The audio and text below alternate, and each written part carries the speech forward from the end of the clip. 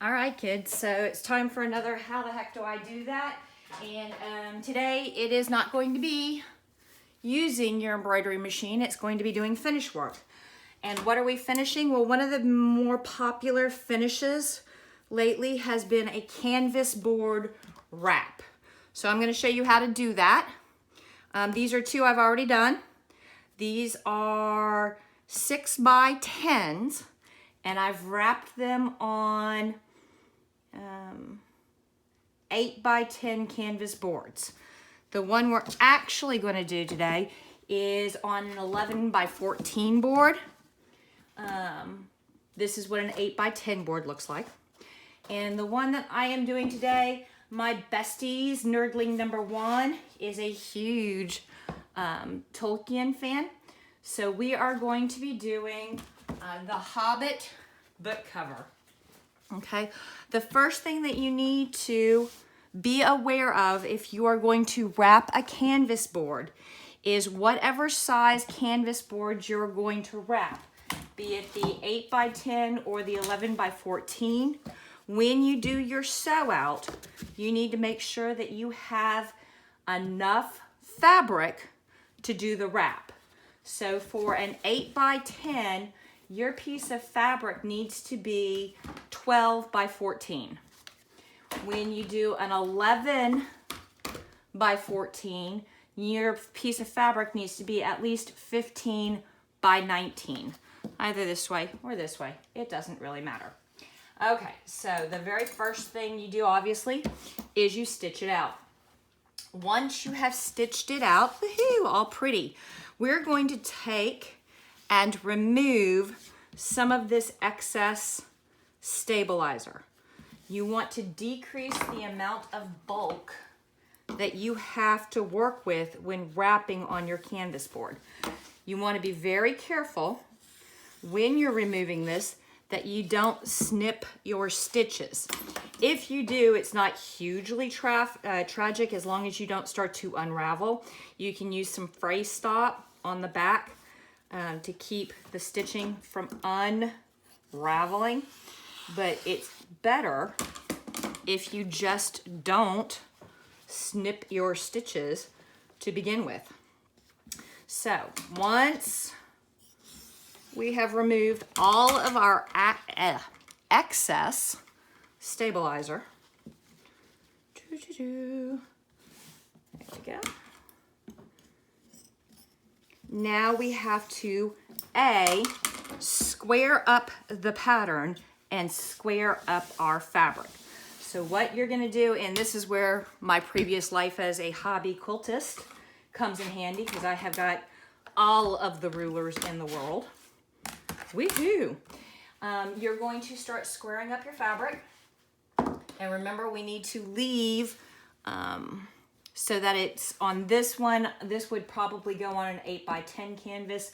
We are eventually going to be doing the 11x14. You want to make sure that this piece of fabric, when you're done, is either 15x19 or 12x14, depending on which size canvas board you're going to do. Okay, woo! So we're gonna get rid of some of these rulers and make myself some room. Now, when you are marking your fabric, and this is a bad example because my testers are done on 60 weight quilting cotton, so they're not real thick. You can even see my board showing through, and that's the other thing I wanna let you guys know. If you're doing a light colored, a white or a cream design fabric, you want to make sure whatever surface you're working on is nice and clean because you don't want any transfer. Okay, I use tailor's chalk, a soapstone, to do my marking, but you can also use pins if you would like to mark centers. I'm just showing you random, but since this one right here is not going to be our finished product, this one's probably just going to wind up in the scrappy pile, and my friends will come and rate it later. I'm going to use some tailor's chalk, and hopefully you'll be able to see it. So what you do is you take the measurements of your design, and this design, oops, wrong numbers. This design is 9 3/4. 9 3/4 by 6 inches. So the center of this design this way is 3 inches. We are going to want to make sure that we are nice and lined up. 3 inches. Now, we are going to put our rulers 3 inches. I do not start marking right at the edge. I want to try and get my marks way off the canvas board. Okay, just like that. That ruler's not gonna fit. It's okay, I have got all of the rulers. I mean, all of them. Okay, so there is the center of my horizontal. Now I need the center of my vertical. And so it's 9 3/4. So that's gonna be 4 1/2 3/8. That's gonna be 4 7/8. Yep, 4 7/8. So I am going to come over 4 7/8. 4 7/8 right there. And again, I want to be off my design by at least 1.5 inches. So we're gonna go there. Whee! And I'm gonna come down here, 4 7/8.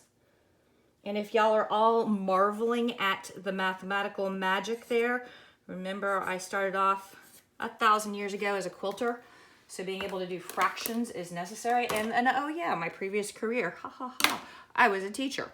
Now, before I cut any of this, I am actually gonna go press it and make sure it's nice and flat and clean and starched. And then I'm going to make sure that I only have 2 inches, that when I square this off, I'm sorry, not 2 inches, but when I square this off, it actually measures 15 by 19. And if you would like the magic of video, look how quickly I iron.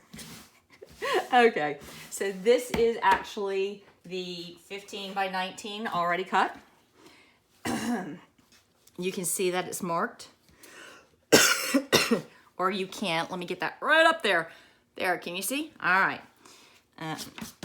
Now, I have also prepared my canvas board. And I use, again, Taylor's chalk on the edges only, not on the front because I don't want it showing through. And I mark the halfway point. Then, you don't necessarily have to do this, but I find while I'm adjusting things, I'm sliding and getting everything off center. So I just put a little bit, not a whole bunch, just a little bit of tack so things don't slide around on me. Ooh, and I've got overspray. Dry, dry.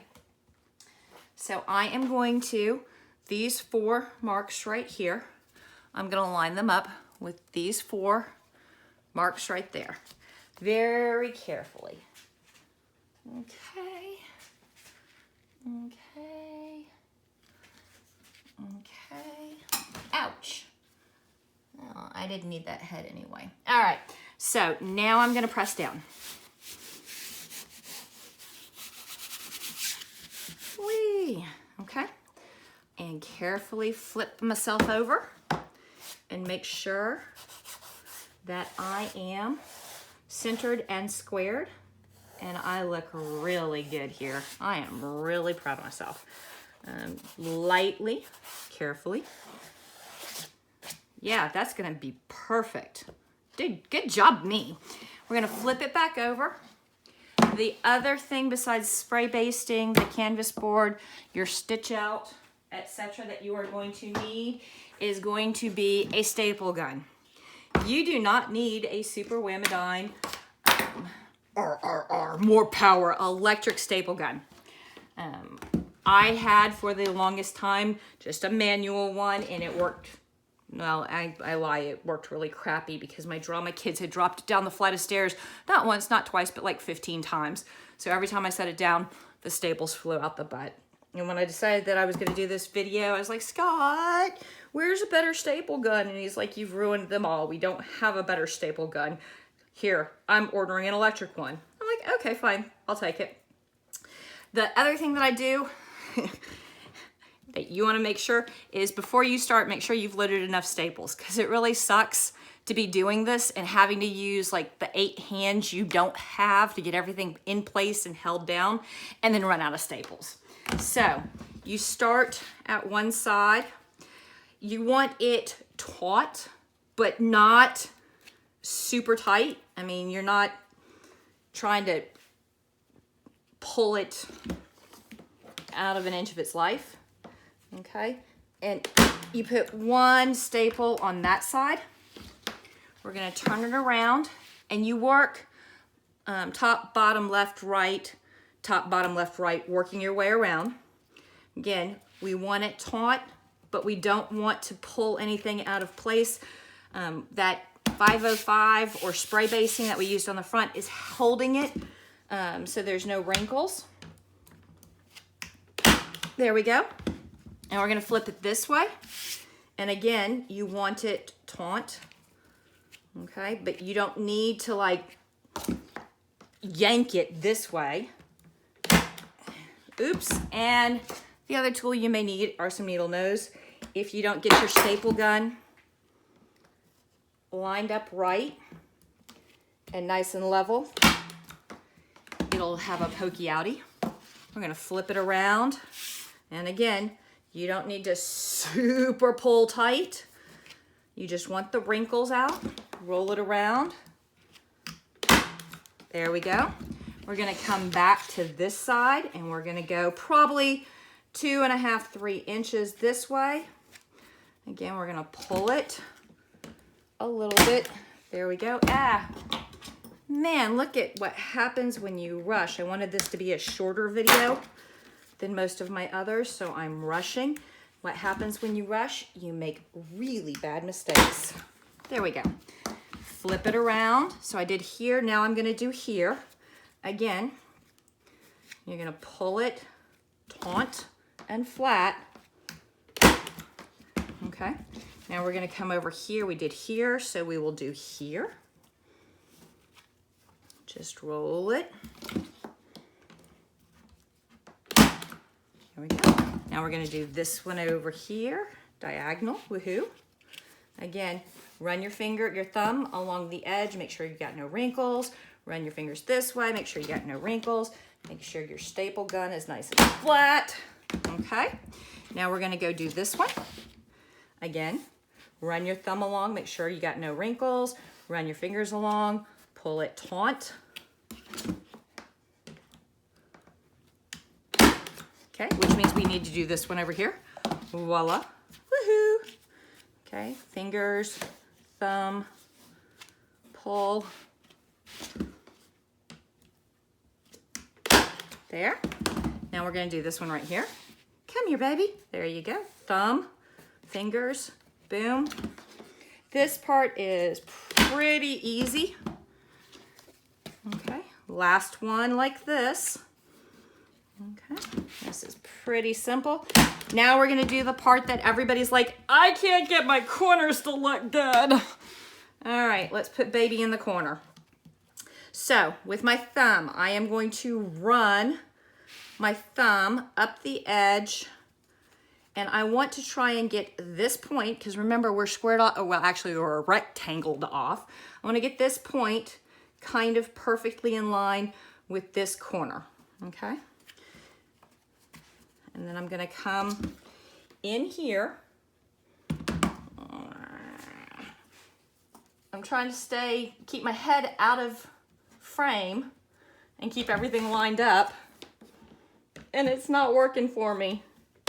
There we go. Okay, now we are gonna do this corner first, and I am always going to fold my short side in first. That way all four corners look the same. So I am going to carefully run my thumb along here as I tuck this excess fabric down in here, okay? You'll see that I'm starting to bow a little bit right there. That's ugly. So I'm gonna take something flat and I am going to get it to lay flat. See, usually There she blows. There was my nail file. So what I do is, there we go. And then I tuck my fabric, okay? See how I did that, guys? Don't worry, there's gonna be like 8 more chances to see that. Run my finger along, see how nice and flat that's laying. Now, haven't moved my thumb, I'm keeping everything nice and tight and taut, and I am gonna staple right there. Now I'm gonna come do this corner right here. So I'm gonna run my fingers along, gonna use my fingernails, okay, to tuck in this part right here and fold this part over, pulling this way, pulling down, okay? See how nice and clean and crisp I'm getting that? Okay. Then we are gonna put a staple right there. All right, so there is my corner, okay? So let's come down, and we're still on the bottom. I have no idea where we are. We could be on the right side and I wouldn't know. But we're gonna do this corner next. So remember, I ran my thumb along to smooth out the wrinkles on the edge, and then I pulled up this way, okay? Okay.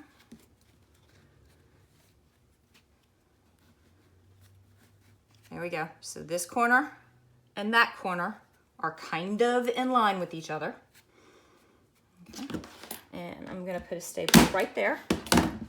Now I'm going to run my thumb along here, or my finger along here. Okay. And I'm gonna get that fold almost to the edge, just like that. I am pulling a little bit tight, okay? Nice, good round, like this. Nice and flat and folded. I'm gonna come down here. We're gonna put a staple in it right about there, okay? Now we're gonna come over here. Again, run my finger along, use my nail to tuck in. If I can't get my nail to tuck it in, I've got my little fingernail file. I'm gonna fold around my corner like that. Okay, are we good? Okay, see how we're just like that. Gonna make sure everything's nice and flatty back here. I'm gonna take my staple gun.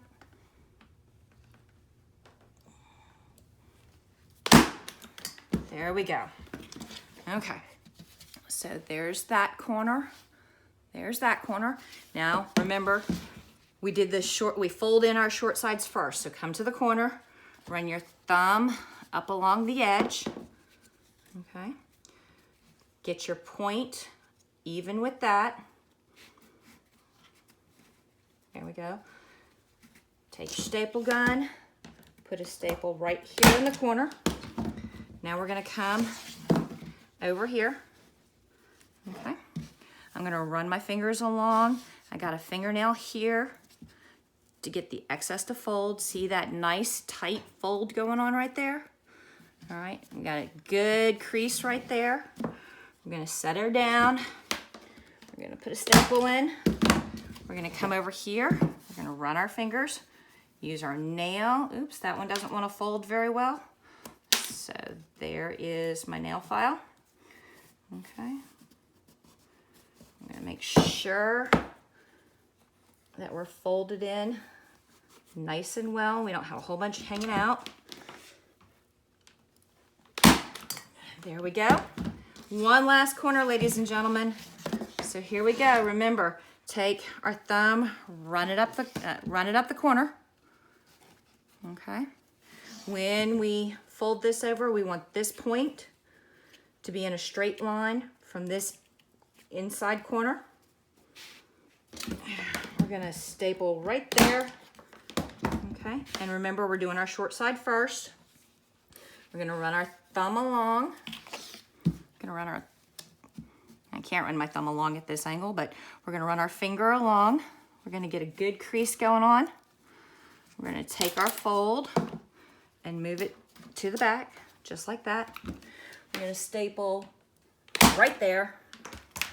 Now we're gonna do this one, okay?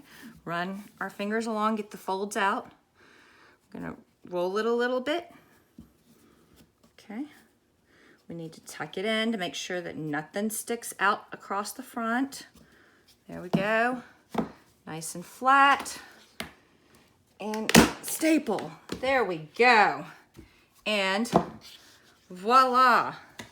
Nerdling's canvas board is all wrapped and it should fit in my suitcase. But there's the corners. Okay, see how clean and neat the foldovers. Now, something I learned from my mom-in-law, who is a professional artist, is if you don't like the way this back looks, you can take a piece of poster board, and you can cut it to 1/2 of an inch shorter than its width and height. And you can put some glue along here and put the poster board to hide all of this, and then you'll take a picture hanger and you'll tap it into the wood. I'm not gonna do that because I'm lazy. So there you go, guys. Hopefully that was short enough, and if I went too fast, I'm sorry. And if I didn't cover something, I'm sorry. Let me know in the comments. You can get the Hobbit book cover pattern at stringtheoryfabricart.com. If you like my YouTube video, give me a thumbs up. Remember, between, what is this, April 11th or 12th through April 15th, we've got a half-off sale on the website, so come visit our fan group on Facebook and get your code so that you can get your patterns. Talk to you later. Bye.